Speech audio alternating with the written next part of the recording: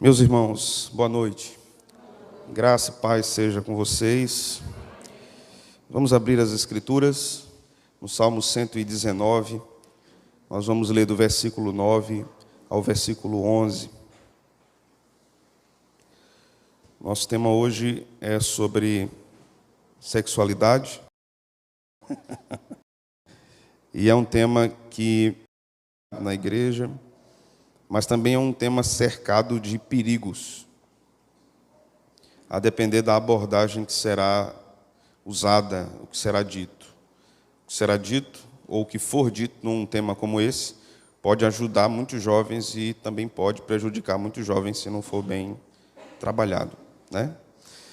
Mas nós vamos ler a palavra, vamos pensar sobre este assunto, vamos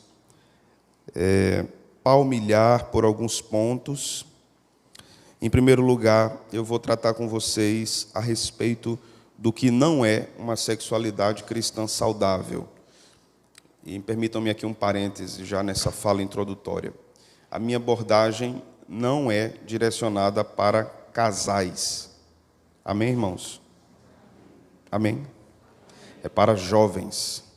Então, eu não tocarei em pontos voltados para casais, somente para jovens. Somente o que interessa aos jovens.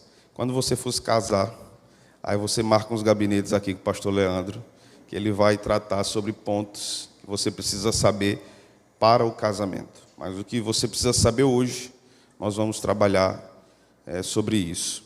Inicialmente eu vou tratar sobre o que não é uma sexualidade cristã saudável, e depois eu vou fazer considerações sobre o que é uma sexualidade cristã saudável com base nas Escrituras. Então nós vamos ler do versículo 9 ao versículo 11. Vamos fazer assim, vamos fazer uma leitura participativa. Eu leio o versículo 9, vocês leem o 10 e nós juntos leremos o 11, certo? Versículo 9. De que maneira poderá o jovem guardar puro o seu caminho, observando segundo a tua palavra?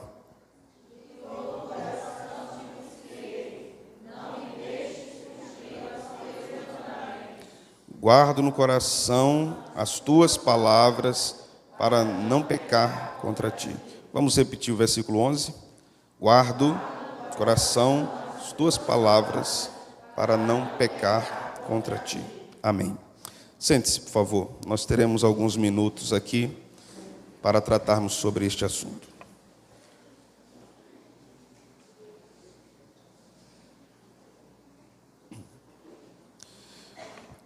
Hoje nós vivemos um tempo de hipersexualização. E talvez eu diga algumas coisas aqui que sejam muito pesadas para vocês ouvirem nessa noite. Talvez outras coisas que eu venha pontuar possa até ferir. Mas deixa eu dizer uma coisa a você. Primeiro eu peço que você esteja aberto ao Evangelho. Certo, gente? Amém? Esteja aberto ao Evangelho. O Evangelho nos fere também. Você acredita nisso? O Evangelho nos fere e o Evangelho nos cura. Se nós queremos o Evangelho, nós queremos também a dor da correção e da repreensão. Nós aprendemos muito com a dor. E o Evangelho corrige vários pontos desfocados da nossa visão de mundo. A nossa cultura hoje é uma cultura hipersexualizada. Isso quer dizer que ela é Isso não está longe também das igrejas. Não está longe dos jovens nas igrejas. E eu fico pensando em todos esses anos de pastoreio. O meu trabalho pastoral, não só o meu, mas de qualquer pastor, é um trabalho que nós temos muitas vezes como matéria-prima de trabalho lidar com o pecado. Muitas vezes não, a maioria delas. Lidar com o pecado. Nós temos que encarar o pecado várias vezes. E observar e tratar e ver como ele se processa no coração dos crentes, no coração das pessoas. E eu podia contar para vocês aqui uma semana de histórias bizarras que já tive que tratar. e de pessoas que estavam extremamente insensíveis em relação ao pecado na sua vida. E muitos desses pecados são relacionados à sexualidade. Há muitos pecados que um jovem pode cometer, mas há muitos pecados relacionados também à sexualidade que podem estar governando sua mente, pode estar governando a forma que você enxerga o mundo, a forma que você se relaciona. E muito do que nós temos visto como proposta na nossa cultura hoje, escute, não tem nada a ver com a Escritura nem com o Evangelho. São meros pontos culturais. E eu não estou dizendo a você algo que eu não experimentei. Eu tive a idade de vocês. Eu vivi isso. Experimentei isso. E pude passar por isso. E pecar também pecados relacionados à juventude. Por isso, a importância de observar a palavra de Deus e como ela sonda o nosso coração. Por isso que o salmista nos ensina: vê se há em mim algum caminho mau e, lembram? Guia-me pelo caminho eterno. Quando o salmista fala isso, irmãos, quer dizer que ele é incapaz de perceber todos os caminhos maus do seu coração. Ainda que Paulo diga, examine-se, pois, o homem a si mesmo, ainda assim, examinando o nosso próprio coração, somos incapazes de perceber todos os caminhos maus do nosso coração. Nós podemos estar fazendo uma coisa boa com a intenção pecaminosa no coração. Então, essa coisa boa se torna pecado. Ela faz parte de uma ação pecaminosa, né? Então, você pode ajudar uma pessoa necessitada somente para se gloriar nisso. Sim, aquela pessoa foi beneficiada com a sua ajuda, mas você fez isso como o desenvolvimento de um coração egoísta e que busca a glória para si. Então, uma ação, abre aspas aí, fecha aspas, uma ação boa pode estar carregada de intenções pecaminosas. Isso tem a ver com tudo que nós vamos falar.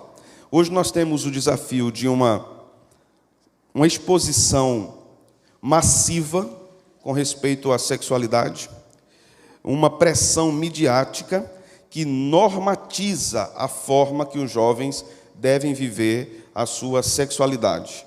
A cultura normatiza. E quando os jovens lidam, então, com o que a palavra diz a respeito do assunto, eles se chocam. Porque quando a Escritura fala a respeito de sexualidade, aí eu preciso pontuar isso e que fique bem claro para vocês. Sexualidade não se trata apenas do ato sexual, certo? Sexualidade não se limita a isso. Nós fomos feitos criaturas sexualizadas. Lá em Gênesis 1:27, o texto diz que Deus os criou macho e fêmea. Isso faz parte da sua sexualidade. Há características pertinentes e únicas da masculinidade. Características pertinentes e únicas da feminilidade, que Deus instituiu na sua palavra. Não apenas características físicas. Essa é uma das características. Mas também características psicológicas, estéticas, exteriores. Observe que a palavra nos ensina isso. Nós observamos várias vezes isso na palavra. Tirando a interpretação radical, por exemplo, de alguns dos nossos irmãos evangélicos brasileiros, mas o Antigo Testamento nos diz que o homem não deveria vestir roupa de mulher. Aqui nós sabemos que não tem nada a ver com calça, né, por exemplo. Mas tem a ver com um tipo de vestimenta, um tipo de estética que caracterizava a figura da mulher e valorizava a figura da mulher. Esse é o princípio. Um tipo de vestimenta que caracterizava a roupa do homem ou a masculinidade. Essa é uma característica estética. As Escrituras, por exemplo, nos dizem no Antigo Testamento que o judeu deveria ter barba.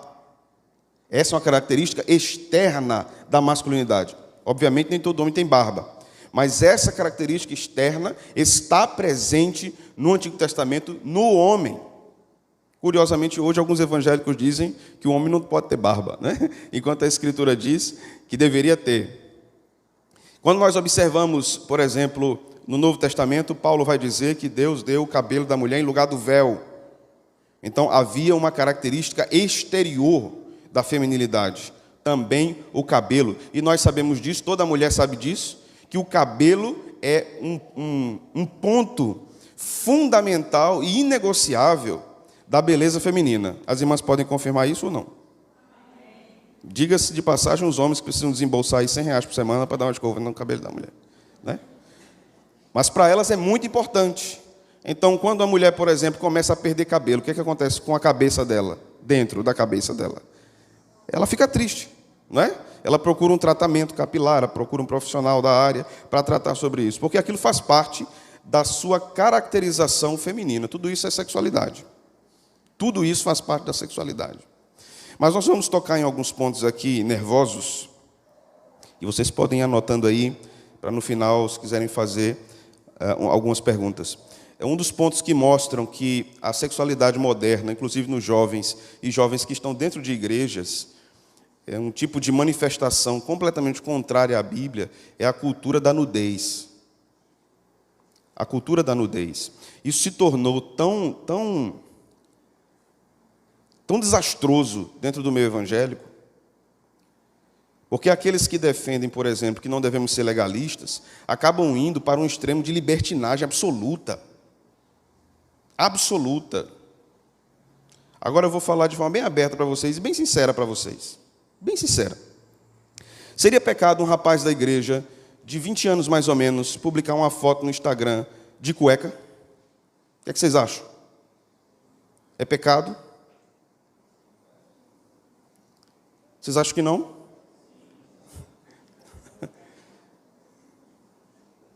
Você se escandalizaria de ver um presbítero da sua igreja postar uma foto de cueca?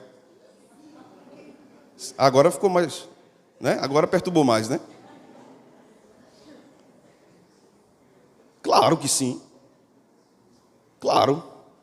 Agora veja o contexto cultural, como muda absolutamente o raciocínio dos crentes. Preste atenção. Como o contexto cultural muda o raciocínio dos crentes. Se um crente postar uma foto de sunga na praia, você se escandaliza? Eu acho que o silêncio de vocês diz que não. Por quê? Aí alguns vão responder, mas porque o ambiente é outro. E o ambiente muda o que é pecado e não é? O que é que mudou nesse presbítero, nesse presbítero que postou uma foto de cueca, uma foto de sunga? O tecido da peça, somente. Vocês entendem isso? O tecido da peça. Não tem mais nada diferente disso. Mas nós começamos a normalizar certas coisas, como algo normal. Tony Hanks escreveu um livro que eu acho que a tradução dele em português é 12 maneiras como seu celular controla a sua vida. Alguma coisa assim. Ele diz o seguinte: a exposição da nudez ou da seminudez nas redes sociais é uma busca por glória. E de uma glória que um crente só teria quando seu corpo fosse ressuscitado na volta de Jesus. É uma espécie de busca antecipada de glória. A busca por likes, por reconhecimento, por domínio, presta atenção nisso, por domínio. A exposição do corpo em redes sociais é uma busca por domínio. Aquela pessoa quer dominar outras pessoas. Quer dominar o desejo de outras pessoas. Quer dominar a atenção de outras pessoas. Quer dominar o pensamento, a fala de outras pessoas. É uma busca por senhorio. Você entende isso? E quem é o Senhor? Quem é o Senhor? Então isso se configuraria num pecado de idolatria, irmãos. E a Escritura diz que Deus não divide sua glória com ninguém. A busca de glória para si não é apenas quando nós buscamos aplausos, mas também quando nós buscamos domínio. A nossa cultura é uma cultura que explora o nu artístico.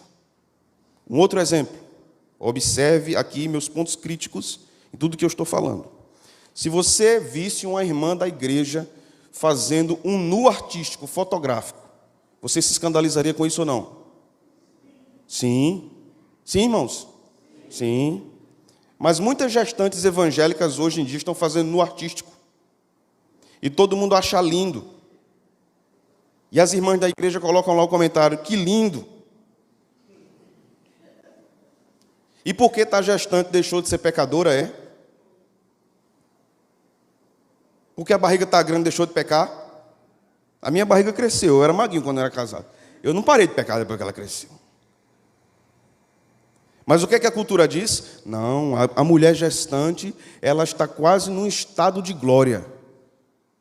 Ela está com uma aura assim ao seu redor. Não tem mais pecado nela. Só tem santidade. Não é. Ela é pecadora e no bucho dela está um pecadorzinho para nascer também. E precisa de salvação. Mas a nossa cultura normalizou isso. O que nós mais vemos no nosso tempo são mulheres crentes que fazem parte de igrejas até reformadas, postando no artístico, porque estão gestantes. Absurdo. Isso é absurdo. Parece que a gente não consegue pensar mais biblicamente. E a gente está usando o que Paulo recriminou. Paulo disse, e porque a graça superabundou, eu vou pecar mais? Não. Quanto mais graça recebo de Deus, mais vida santa eu busco ter perante o Senhor. E assim deve ser também no meio dos jovens. Não viva em busca de likes. Não viva em busca de admiração pelo seu corpo. Se você quer se casar, quem é o jovem aqui que quer se casar? Levanta a mão aí para eu ver. Só? O resto não quer não, é? Se você quer se casar, então...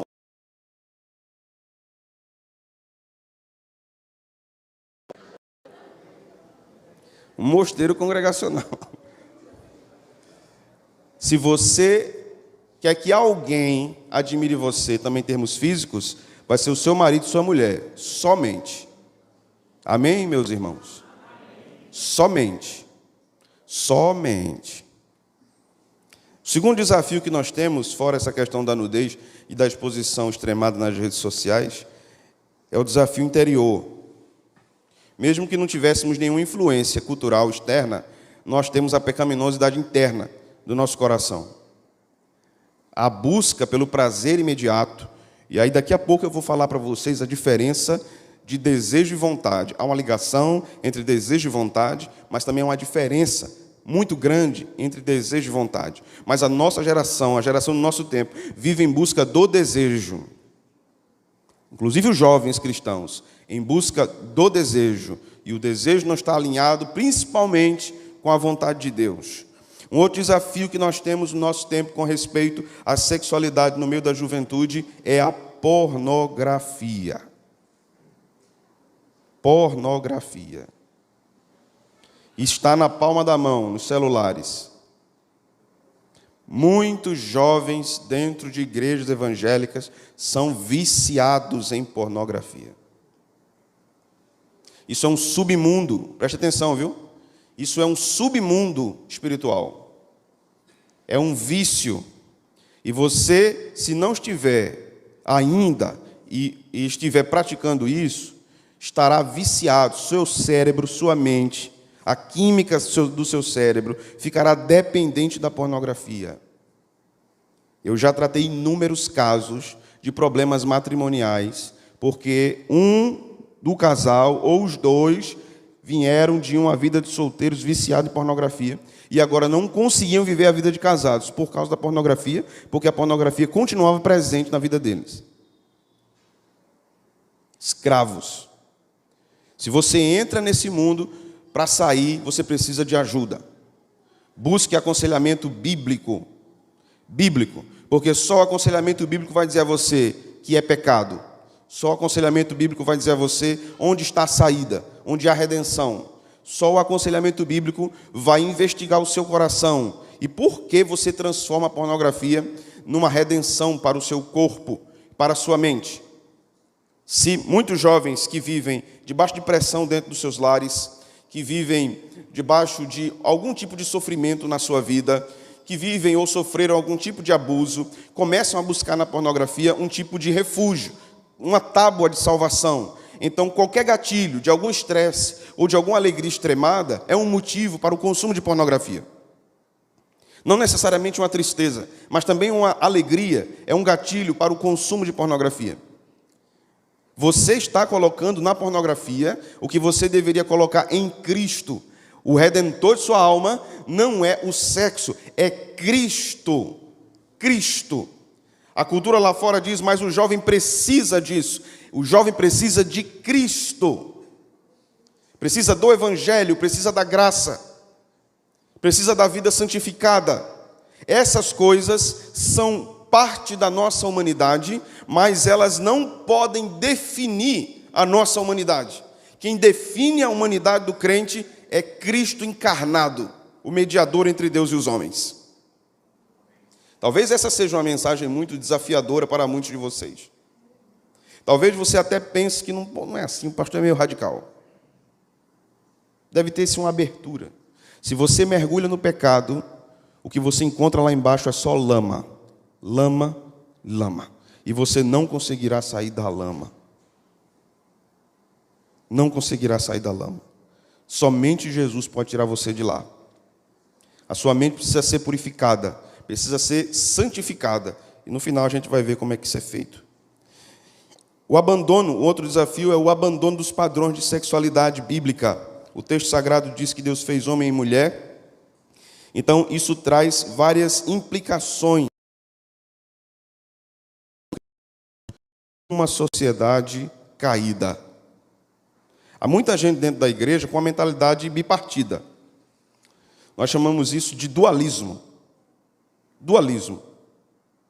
Então é comum hoje nós conversarmos com alguns jovens dentro de igrejas evangélicas que quando vão para a universidade, para aquele... Me permita a minha expressão, tá bom? Se vocês quiserem me achar radical, podem achar. Mas um antro satânico de ideologia. Porque os endemoniados do nosso tempo não estão caindo nos templos. Eles são doutores ensinando nas universidades. Impregnando ideologias na mente dos jovens. Então nós observamos dia após dia os jovens dizendo que um relacionamento sexual é algo normal, homossexual. Que uma vida de depravação, de antecipação de uma vida sexual é normal, faz parte da vida. Essa ideia quadrada da igreja já foi ultrapassada e eu preciso aceitar essas coisas.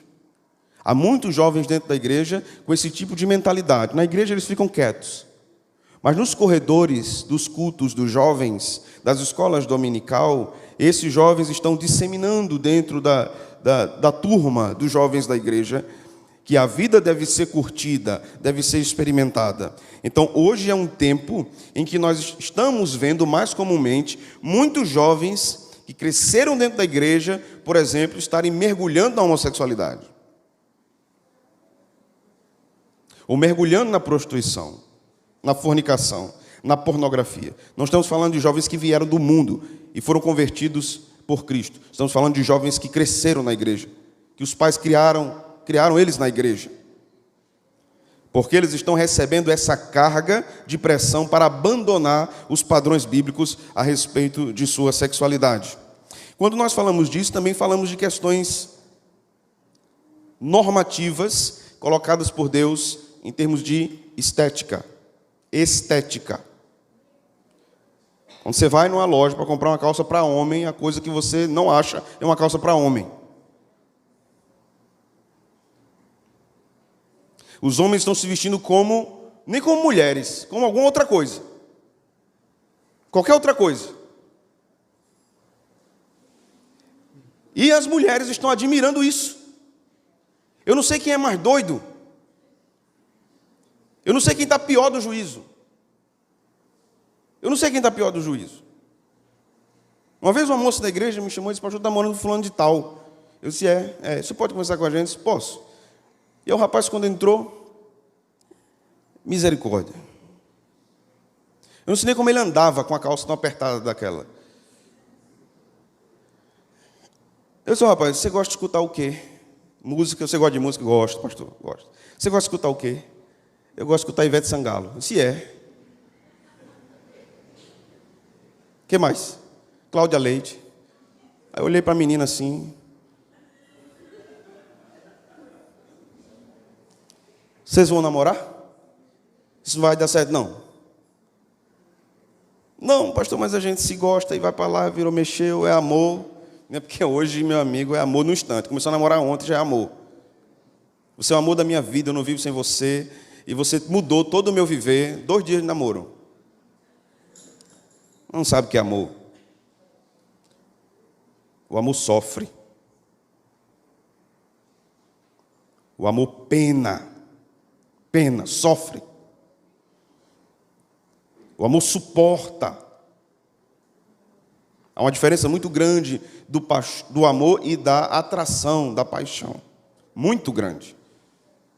Muito grande. O amor sustenta as coisas. Essa moça foi namorar com o rapaz. Namorou. Várias vezes ela veio no gabinete. Eu disse, você vai casar com ele? Ela disse, vou, pastor, vai ser lindo. Eu digo, vai. Eu já estava imaginando os dois casando. Eu já estava imaginando a roupa daquele rapaz casando. Não tinha condição, irmãos.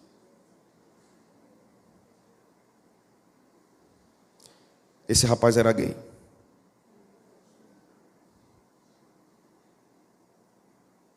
E só a moça não via. Só ela não via. O que é que está acontecendo, minha gente? O que é que está acontecendo? Minha irmã, serva de Deus, moça, jovem, peça a Deus um homem. Um homem. Homem, que fala como homem, ande como homem, trabalhe como homem. Que não basta apenas falar como homem, não. Se não trabalhar como homem, não serve. Preguiçoso não serve. Peça que seja um servo de Deus. Porque se for trabalhador, falar como homem, andar como homem, mas não servir a Deus, também não serve. Peça que tema ao Senhor e busque ao Senhor. Porque senão o caminho é um só: afastamento de Deus. Afastamento de Deus. O mundo e muitos crentes estão se afastando de Deus. Muitos jovens estão abraçando coisas em termos de cultura que não condizem com a fé cristã, e isso não tem outro resultado senão o abandono da vida com Deus, o abandono da fé. Não tem outro resultado. Não tem como ser de outra forma. Não tem como ser. Na Igreja Católica Romana, se tem algumas fontes de autoridade. Essa é uma das grandes diferenças na Igreja Católica Romana para o protestantismo. Na Igreja Católica Romana, você tem o Papa como autoridade suprema, você tem a tradição como autoridade suprema, e você tem a Bíblia como autoridade suprema. Então, você tem 3 autoridades. Então, quando a Bíblia divide a autoridade com outras coisas, ela perde. Se a Bíblia não é a maior autoridade, ela perdeu. Em muitos contextos evangélicos, isso está acontecendo. A Bíblia não é a maior autoridade sobre a vida de alguém. O que normatiza sobre a vida de um jovem, muitas vezes, são os seus sentimentos. É a disposição do seu coração. O seu coração vai desejar muitas coisas que desagradam a Deus.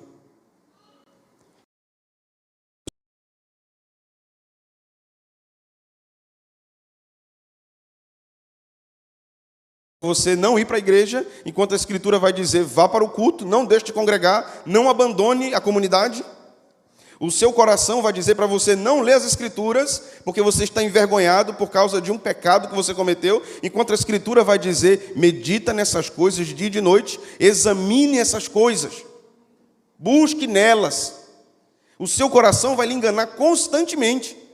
E muitos jovens começam a ser seduzidos porque estão ouvindo apenas o seu coração. Você vai ouvir um conselheiro do nosso tempo, um coach, um terapeuta, qualquer coisa dessa natureza, ele vai dizer a você, escute seu coração.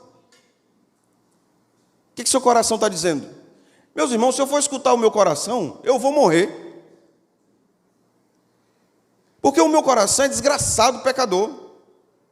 Que pela misericórdia de Deus, Deus está cuidando dele para um dia glorificá-lo. Mas ainda é miserável pecador. Observe que você deve ser guiado, inclusive, na formação da sua mentalidade a respeito da sexualidade, deve ser formado pelas Escrituras apenas. Amém, meus irmãos? Pelas Escrituras. Agora vamos observar as Escrituras. O que a Bíblia diz? Salmo 119, versículo 9.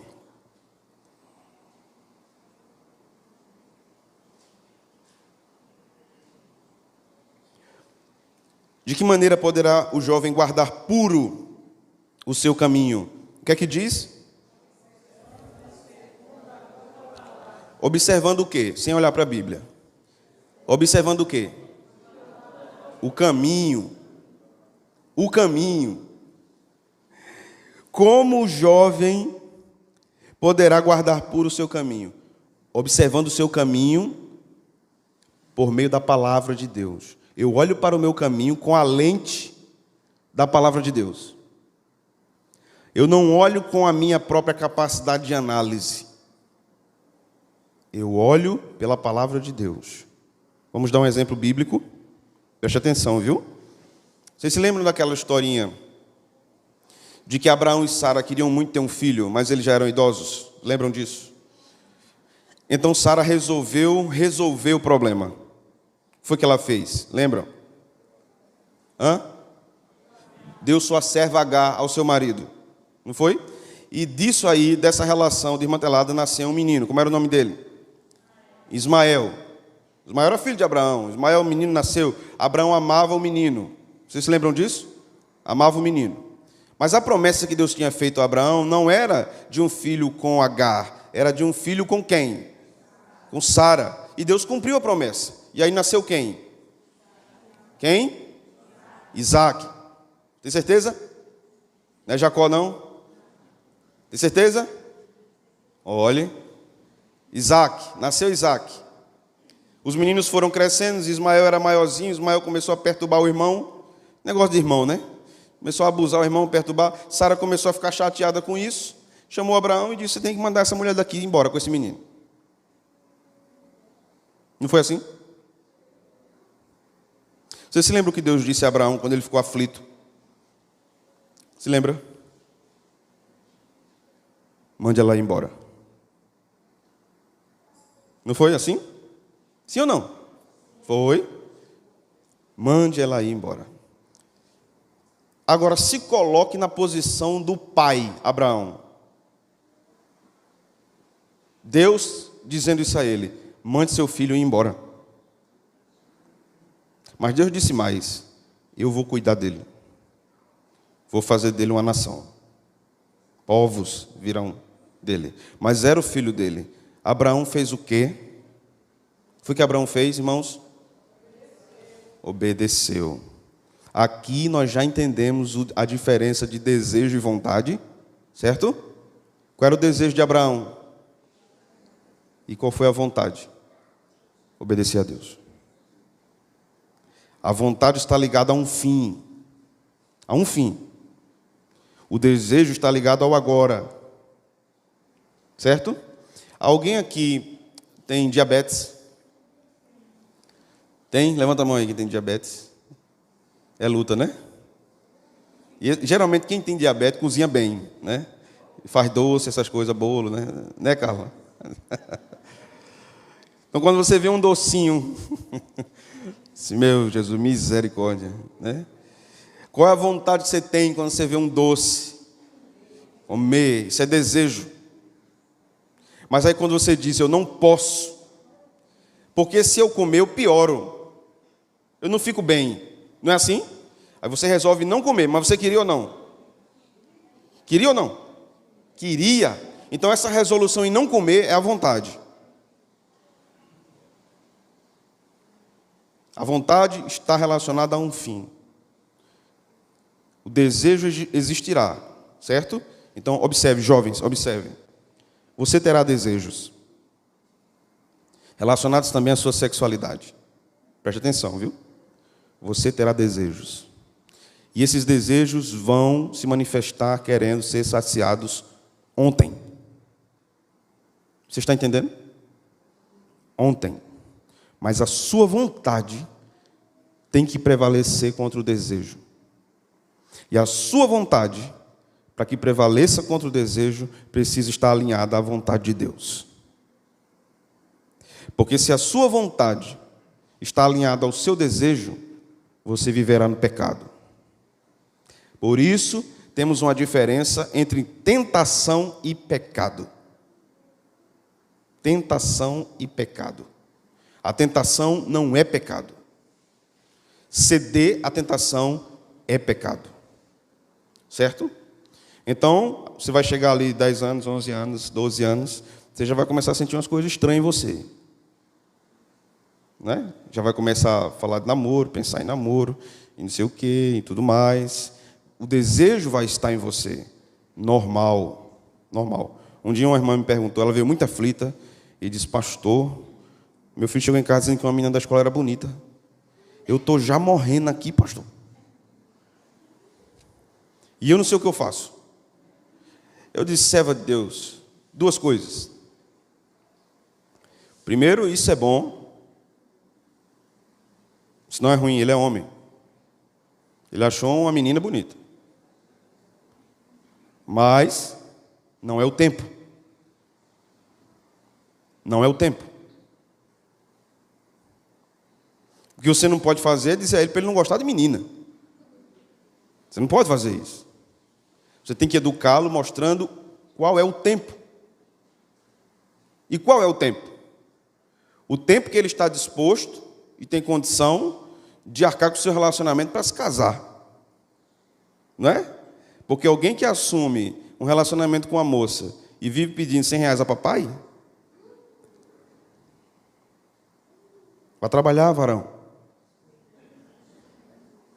Arruma um negócio na borracharia aí, vai cortar mato, vai vender água na feira.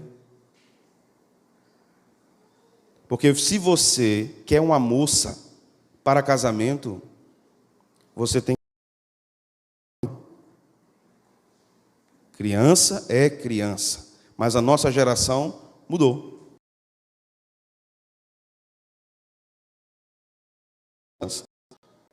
Mas não é isso que as Escrituras apresentam.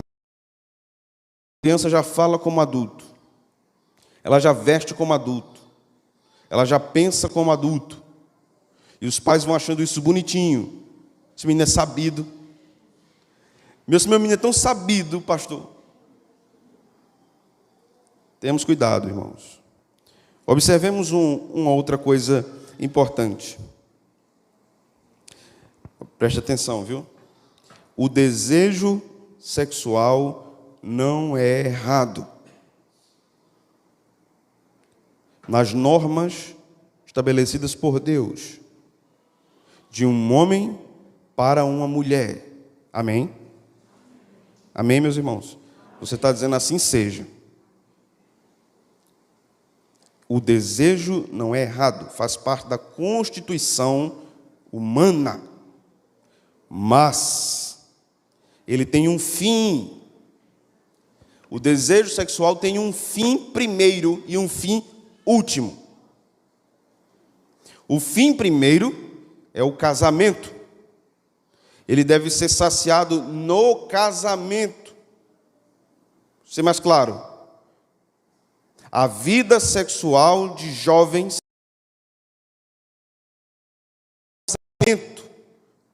e não tem nenhuma exceção fora disso.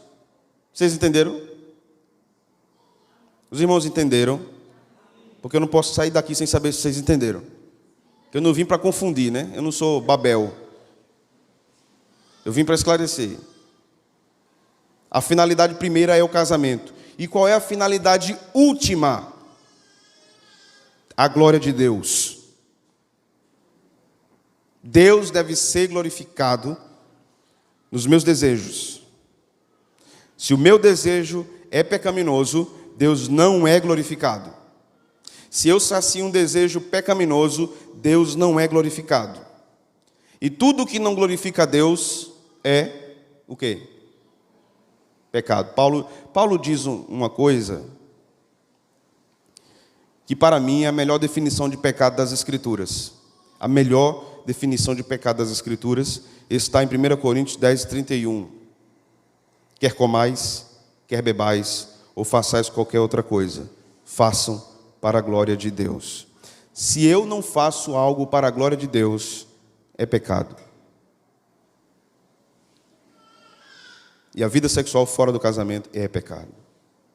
Os jovens devem fugir desse pecado. Namoros que dão brechas para esquentar demais é o namoro frigideira, né? Vigie na terra aí, viu, crente? Vigie. Porque você acha que sabe o limite, mas você não sabe, não. Você acha que conhece sua força, mas você não conhece, não. Sansão também achava que sabia. Dalila ficou ali tentando saber qual era o segredo da força, e ele foi brincando ali, né? Se fizer isso, me amarrar com corda nova, não sei o que lá, não sei o que mais lá, até que ela comeu o juízo dele tanto que ele disse: se cortar o meu cabelo. E ela cortou. E Sansão foi preso, e teve os seus olhos vazados, e ficou fraco e sem força, porque brincou com o pecado, brincou com seus limites. Todo crente que brinca com o pecado vai ficar assim, cego e sem força. Não vai conseguir enxergar a saída daquilo, e quando enxergar, não vai ter força para sair. Você sabe disso. Principalmente os adultos sabem disso, que passaram pela juventude. Sabe que é viver num poço de pecado sem saber sair dali, daquele lugar. Se não for a misericórdia divina, tirando um crente dali, não sai. Não sai. Então, se você namora, ou pensa em namorar, ou está noivo, preste atenção. É necessário limites.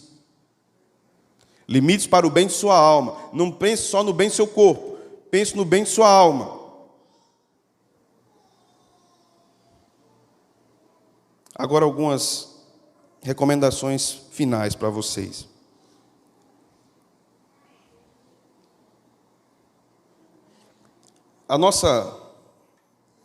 Nossas cidades, elas são sexualizadas, né?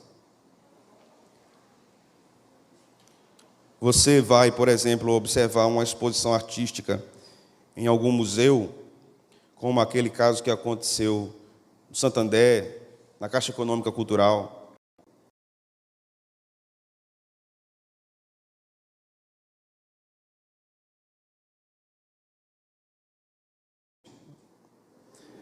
Um filósofo norte-americano chamado Peter Singer. Esse indivíduo é um dos cavaleiros de Satanás no mundo. Ele disse o seguinte em uma discussão, uma mesa redonda. Ele disse: nós, no mundo ocidental, precisamos destruir os tabus. E o que é que tem de mais se um homem se apaixonar por um animal como um cavalo, uma égua? Ou mesmo se de meia idade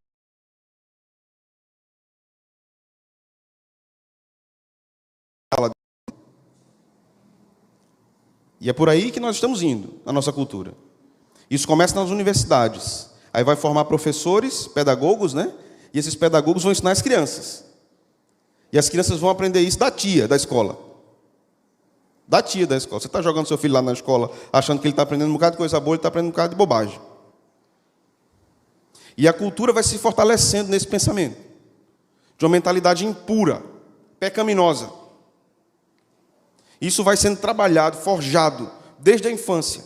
E o jovem chega na puberdade com uma camada de impureza na sua mente, que há 20 anos atrás, um jovem de 22 anos não tinha.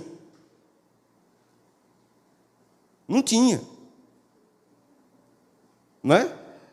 Há 30 anos atrás, a menina podia passar 20 dias olhando para o cabo não via, era um abestalhado, ele não percebia. Mas hoje é tudo muito acelerado.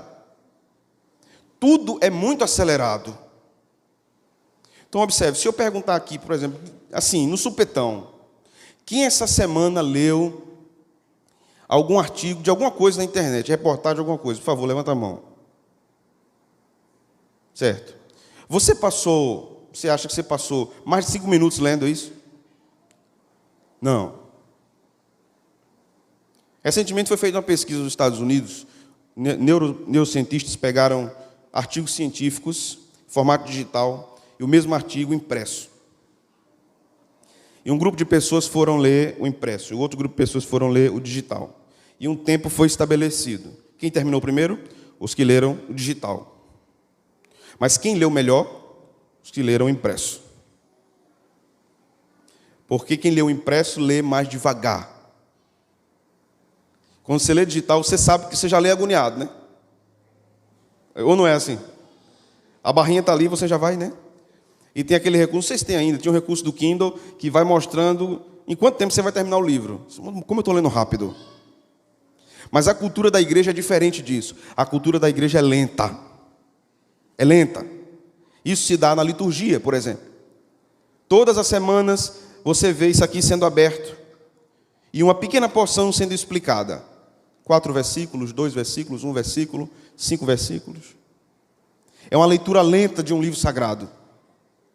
Você se debruça junto com o pastor sobre aquele texto. E ele vai examinando as palavras, a construção das frases, o contexto histórico da passagem, um contexto político da passagem, o contexto teológico maior das Escrituras em relação àquela passagem. É uma reflexão lenta, muito lenta. Mas a nossa cultura é acelerada. Você tem que ter tudo muito rápido. Você desejou, você tem. Você quer pagar aqui e já quer ir para o outro balcão pegar o produto. Ou não é assim? Você quer pagar aqui e ali pegar o produto. Você encomenda uma coisa e já pergunta, vai entregar quando? Eu preciso para amanhã. Essa é a nossa cultura. E isso se dá também no ambiente da formação do imaginário sexual da juventude. Tudo muito rápido, muito imediato. Você tem que experimentar tudo. O Salmo 119 nos ensina como purificará o jovem seu caminho. Analisando o seu caminho segundo a palavra de Deus. Você tem feito isso? Você tem gastado tempo com as Escrituras?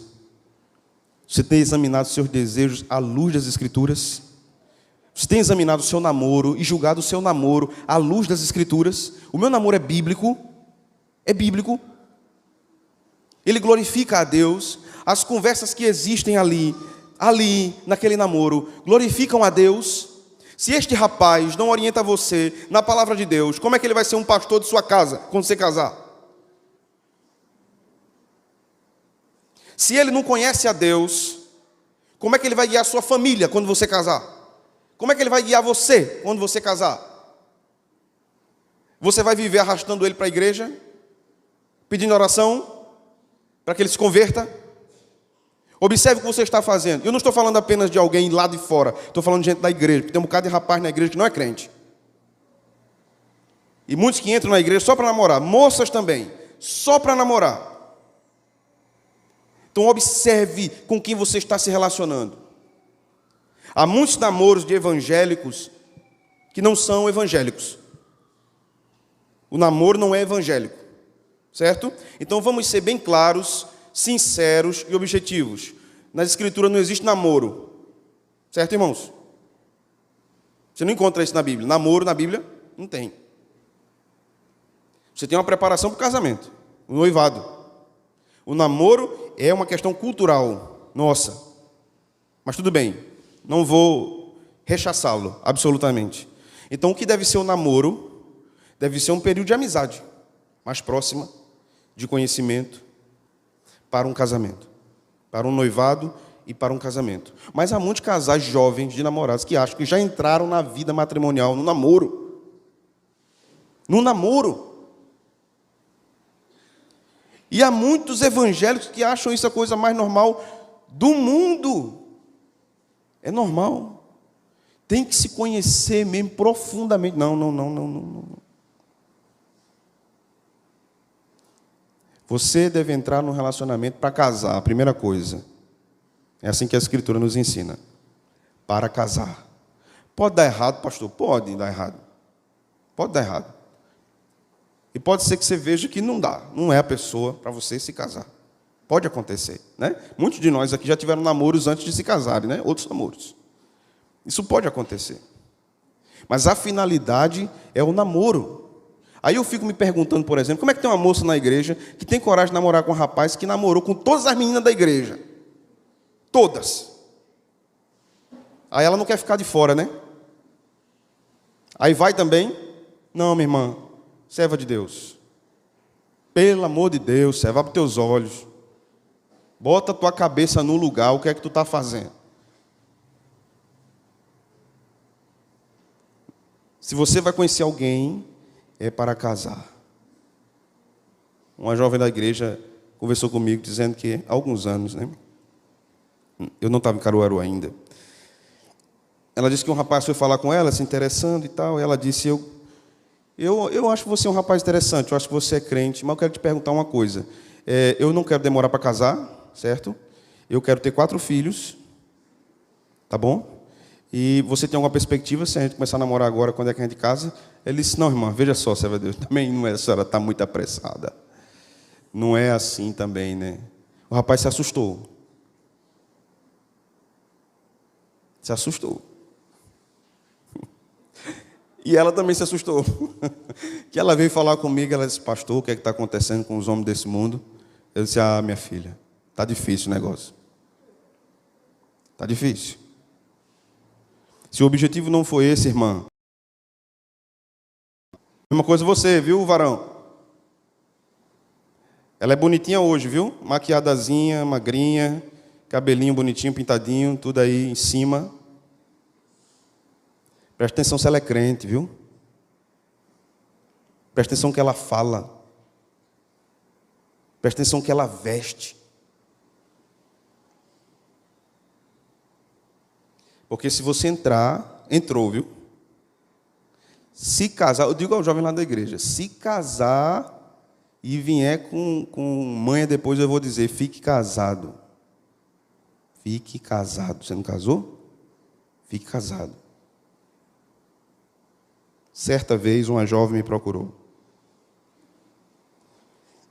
E disse, pastor, eu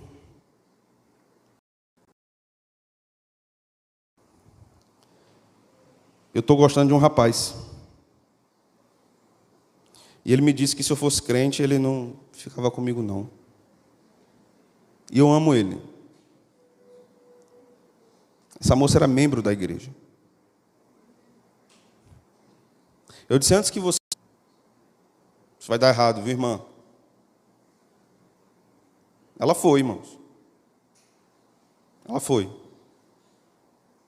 E sofreu. E ainda saiu com raiva de mim. Porque eu disse que estava errado. Começou a postar negócio no Facebook, me esculhambando.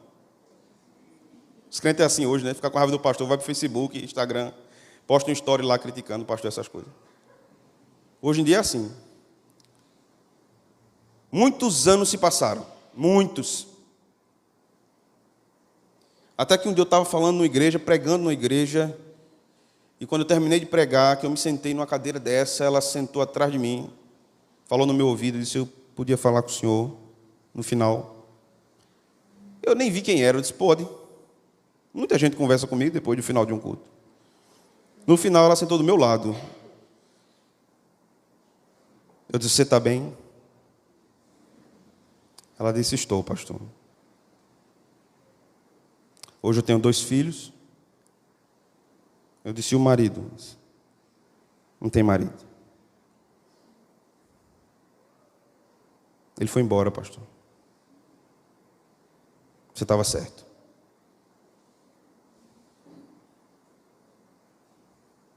Ela pensou no desejo. E foi governada por isso. Cuide para que a vontade de Deus seja feita na sua vida. É melhor que você sofra hoje, resistindo aos seus desejos pecaminosos, e você seja abençoado lá na frente. É melhor. Cuide para não estar numa vida de impureza. Se afaste de amizades pervertidas. Se afaste.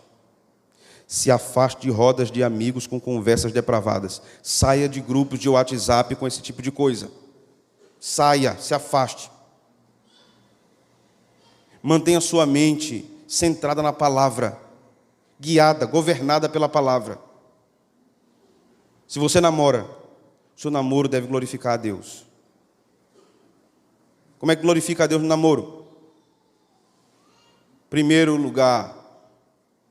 Em primeiro lugar, Deus é o centro. Deus é o centro.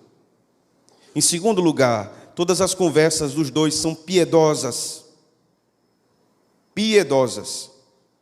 Terceiro lugar, não existem antecipações sexuais no namoro cristão. Isso cabe apenas ao casamento.